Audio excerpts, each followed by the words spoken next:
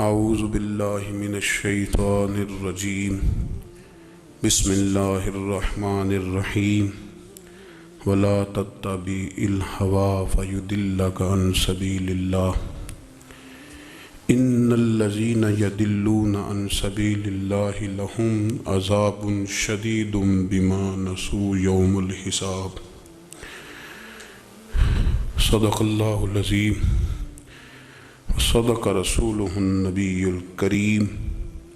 ان اللہ وملائکتہ یصلون علی النبی یا ایہا الذین آمنوا صلوا علیہ وسلموا تسلیما۔ الصلاة والسلام علیک یا سیدی یا نبی اللہ وعلی آلک واصحابک یا حبیب اللہ۔ الصلاة والسلام علیک یا سیدی یا نبی اللہ وعلی آلک واصحابک یا نور اللہ۔ حمد و صلاۃ کے بعد تمام تعریفیں اللہ تعالیٰ جل مجدہ الکریم کے لیے، درود و سلام نبی اکرم نور مجسم شفیع معظم احمد مجتبیٰ جناب حضرت محمد مصطفیٰ صلی اللہ تعالیٰ علیہ وسلم کی ذات والا صفات کے لیے حمد و صلاۃ کے بعد اللہ تعالیٰ نے 3 اقسام کی مخلوق پیدا فرمائی۔ ایک فرشتے ہیں، انسان ہیں اور حیوانات ہیں۔ فرشتوں کے اندر اللہ تعالیٰ نے شعور رکھا ہے پر نفسانی خواہشات نہیں رکھی، اور جانوروں کے اندر نفسانی خواہشات رکھی ہیں پر عقل اور شعور نہیں رکھا۔ انسان کے اندر اللہ کریم نے خواہشات بھی رکھی ہیں اور شعور بھی رکھا ہے۔ اگر انسان جانوروں کی طرح عقل اور شعور سے کام نہ لے اور نفسانی خواہشات کے پیچھے بھاگے تو جانوروں سے بدتر ہو جاتا ہے، اور اگر وہ عقل و دانش سے، فہم و فراست سے کام لے، نفسانی خواہشات کو کچل کر اللہ اور اس کے پیارے رسول صلی اللہ علیہ وسلم کے احکامات پر عمل کرے تو فرشتوں سے افضل ہو جاتا ہے۔ انسان کے وجود میں اللہ نے جن چیزوں کی خواہش پیدا کی ہے، اللہ فرماتے ہیں ان کی خواہشیں پوری کرو، پر نفسانی خواہش کو اصولوں کی بنیاد پر پورا کرو۔ اس کا ایک اصول بناؤ۔ کھانا کھانے کو دل کر رہا ہے پر ایک اصول کے تحت ہی کھانا ہے نا۔ اگر بے اعتدالی سے کھایا جائے گا تو انسان بیمار ہو جائے گا۔ انسان نے سونا ہے لیکن اگر وہ ہر وقت سوئے گا تو پھر اصول خراب ہوں گے، پیچیدگی پیدا ہوگی، مشکلات اس کے لیے بڑھ جائیں گے، وہ خرابی اس کے لیے آئے گی بہت ساری۔ اصول کے تحت وہ سوئے، باتیں کرنی چاہیے، باتیں کرنے کا حکم دیا گیا ہے۔ نفسانی چیزوں سے بڑھ کر اصول پسندی آپ کو مضبوط کرے گی، مستحکم کرے گی۔ دیکھیں نا، شریعت، دین، ہمارا دین درمیانہ دین ہے، وسطی امت ہے، ہمیں امت وسط بنایا گیا۔ مرید سے نذرانہ قبول کر لینا یہ سنت ہے، لیکن اس سے لالچ کرنا حرام ہے۔ اس سے کوئی چیز قبول کر لی یہ سنت ہے، سرکار بھی قبول کر لیتے تھے لیکن لالچ کرنا۔ اب یہاں اصول پسندی ہے، یہ اصول پسندی ہے کہ آپ اس میں فرق کر کے رکھیں کہ سنت کیا ہے اور لالچ، بات ایک ہی ہے لیکن کبھی وہ سنت ہے اور کبھی وہ۔ اب اس میں آپ نے اصول پہ قائم رہنا ہے، اصول پہ۔ میرے رسول کریم صلی اللہ علیہ وسلم پر اللہ کریم نے قرآن مجید نازل فرمایا تو سورہ صاد کے اندر ارشاد فرمایا وَلَا تَتَّبِعِ الْهَوَىٰ، خواہشوں کے پیچھے نہ چلنا۔ ذرا قرآن مجید کی ترتیب دیکھیے، خواہشات کے پیچھے فرمایا فَيُضِلَّكَ عَن سَبِيلِ اللَّهِ، ورنہ یہ تمہیں اللہ کے رستے سے بہکا دیں گی۔ بہک جاؤ گے، خواہشوں کے پیچھے چلو گے، یہ تمہیں اللہ کے رستے سے تم بہک جاؤ گے۔ اگر تم اندر کی بات مانو گے، زبان کے چسکے کی بات مانو گے، بہت اعلیٰ کھانے کی بات مانو گے، پینے کی بات مانو گے تو اللہ کے رستے سے بہک جاؤ گے۔ فرمایا ان الذین یضلون عن سبیل اللہ، بے شک وہ لوگ جو اللہ کے رستے سے بہک گئے. پہلے فرمایا بہکاتا کون ہے؟ نفس. تمہاری خواہشات تمہیں بہکاتی ہیں. اور فرمایا بے شک پھر جو لوگ بہک گئے لہم عذاب شدید بما نسوا یوم الحساب. فرمایا پھر ان کے لیے شدید عذاب ہے اس لیے کہ انہوں نے آخرت کے دن کو بھلا دیا ہے.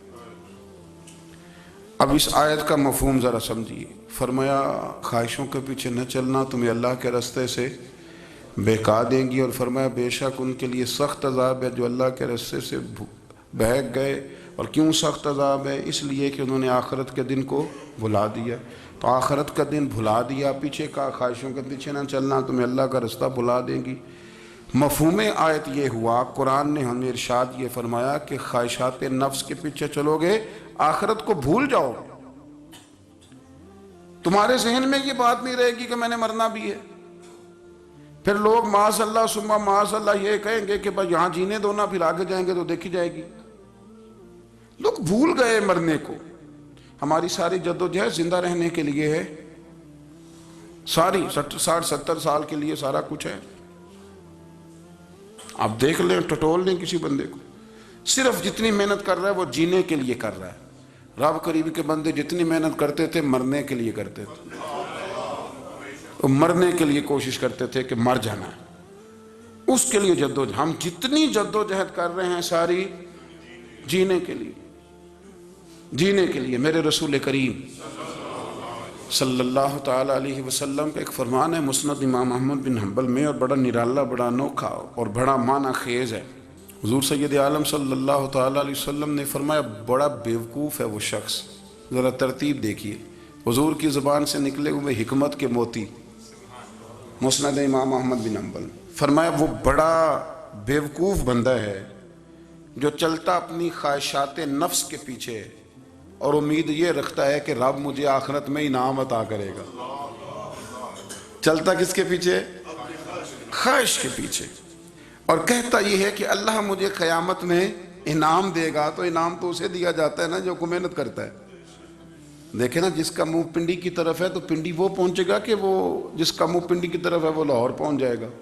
منہ پنڈی کی طرف کرنا اور خواہش لاہور کی رکھنا، منہ کر لینا لاہور کی طرف اور خواہش پنڈی کے رکھنا، تو میاں یہ تو نہیں نہ ہوگا.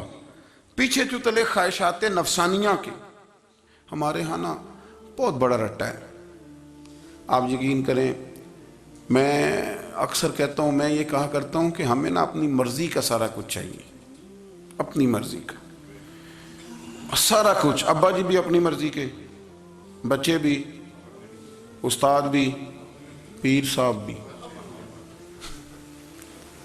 پیر صاحب بھی یعنی میری مرضی کے ہونے چاہیے. بھائی وہ پیر صاحب ہے یا تو تم اس طرح کرنا کہ تو خود پیر بن جا. وہ بھی میری مرضی کا، ہر شے میری مرضی کی. بلکہ قرآن مجید کے 13ویں پارے میں تو رب فرماتا ہے لوگوں نے نفس کی خواہش کو خدا بنا لیا. نفس کی خواہش کو خدا بنا لیا، اس کے پیچھے بھاگتے ہیں. اپنی خواہشات تھوڑی تھوڑی کم کریں، زندگی میں تھوڑی کم کریں. پرانے کپڑوں پہ بھی ایک سیزن نکال کے دیکھیں. ایک وقت کا کھانا جو اپنا آپ کا من بڑا چاہ رہا ہے نا، تو ایک وقت کا کھانا صرف اللہ کی رضا کے لیے کسی غریب کو دے کے دیکھیں. میں ایسے سینکڑوں اور ہزاروں لوگوں کو جانتا ہوں جن سے میں پوچھوں نا گھی کس بھاؤ ہے تو انہیں کوئی نہیں پتا. میں نے 2-4 نہیں کہے، میں نے سینکڑوں اور ہزاروں کہے ہیں. میں جانتا ہوں ان کو نہیں پتا چنے کی دال کا ریٹ کیا ہے، نہیں پتا. اور میں ایسے بھی سینکڑوں اور لاکھوں کو جانتا ہوں کہ جس کی بیوی رات کو خامد کو کہتی ہے کہ جو سویرے گھی لائے تھے وہ ختم ہو گیا، سویرے بچوں نے اسکول جانا ہے تو پراٹھے پکانے کے لیے گھی کوئی نہیں. تو درمیان والا بیٹا تو خشک روٹی بھی نہیں کھاتا.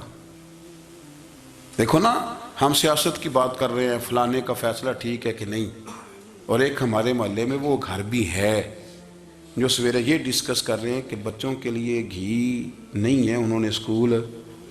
یہ سارے تبصرے، یہ ساری باتیں، یہ لمبے چوڑے، یہ تو پیٹ بھر کے روٹی کھانے کے مسئلے ہیں. اگر بھوک شدید لگی ہو تو پھر بات یاد نہیں رہتی. نفسیانی خواہشات کا حال یہ ہے کہ جو نیا موبائل کا نیا ماڈل آتا ہے وہ مارکیٹ میں شارٹ ہو جاتا ہے ہم غریب لوگ.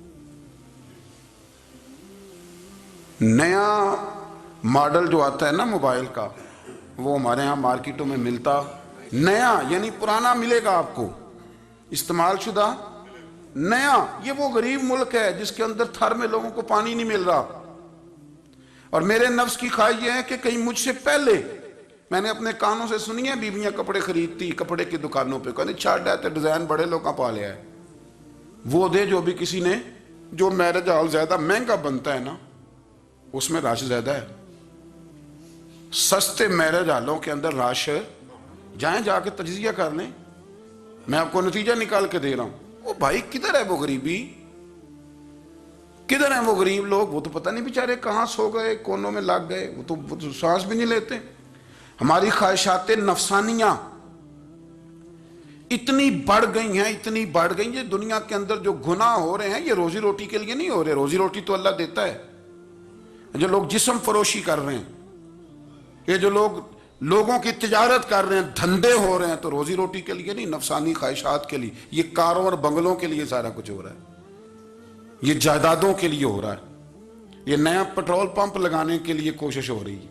یہ ساری جد و جہد، مطلب آپ دیکھیں نا، ہمارے ہاں ایک گھر ہوتا ہے، گھر کے باہر ایک لان ہوتا ہے، اسے صبر نہیں آتا تو اس کے بعد پھر فارم ہاؤس ہوتا ہے، ڈیرا ہوتا ہے، اس کی الگ ہمیں ضرورت ہے. نہ اتنے پیر نہ دنیا کے اندر آپ پساریں کہ دنیا سے جانے لگیں تو یارو کٹھے ہی نہ کر پائیں. نہ اتنے نہ، اپنی زندگی مختصر، محدود، تھوڑی خواہشات، گنے ہوئے پیسے، نفع تلے کام. میں آپ کو صحیح بتاتا ہوں، جیسے جیسے انسان بڑا ہوتا جاتا ہے وہ الجھتا جاتا ہے، اس کے مسائل بڑھتے جاتے ہیں. آپ دیکھ لیں ہمارے ہاں لوگوں کی آمدن تھوڑی نہیں، خرچے زیادہ ہیں. مسائل اخراجات کے آمدن کے تھوڑے ہیں. میرے رسول کریم صلی اللہ تعالی وسلم کے قربان جاؤں، مدینے والے حبیب نے کمال کر کے ہمیں دکھایا. حضور سید عالم علیہ السلام نے فرمایا میں تو بھوک لگنے پہ روٹی کھاتا ہوں، میں تو بھوک پوری لگ جائے تو کھاتا ہوں. اور فرمایا پوری بھوک مٹتی نہیں تو میں ہاتھ کھینچ بھی لیتا ہوں، میں شکم سیری نہیں کرتا. بھوک ہم تو ٹائم دے کے روٹی کھاتے ہیں، یہ نہیں کہتے بھوک لگی، کہتے 7 بج گئے ناشتے کا ٹائم ہو گیا، اب 2 بج گئے، اب دوپہر کے کھانے کا یعنی ٹائم ہو جاتا ہے، بھوک لگے نہ لگے. اب مغرب ہو گئی تو شام کے کھانے کا.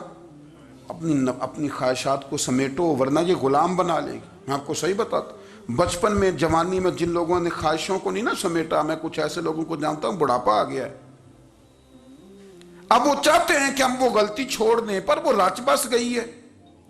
ان کے بچے انہیں کہتے ہیں ابا بس کر، لوگ شکایتیں کرتے ہیں، لیکن چونکہ جوانی میں کنٹرول نہیں کیا تو بڑھاپے میں کیسے ہوگا. ہماری خواہشات ہمارے لیے مصیبت بن گئی ہیں. ہم کچھ ایسی بری عادتیں تھیں جن کے پیچھے لگ گئے تو تباہ ہو گئے. واپس آئیں.